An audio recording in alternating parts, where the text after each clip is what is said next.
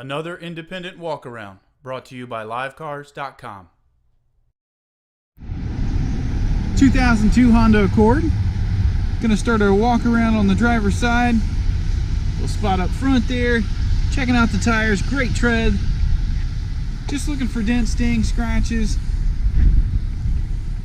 Couple little prior repairs there. A little bit of scuffing at the bumper. Some fading.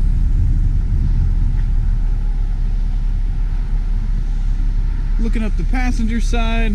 Little ding right there. A little bit of chipping on the hubcap there.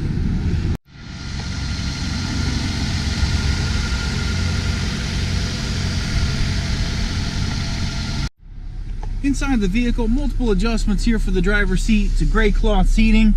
152,362 is your current mileage.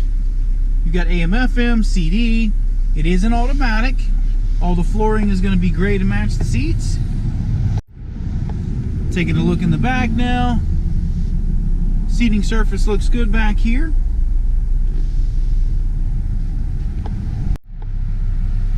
Good amount of trunk space. All your original mats are included.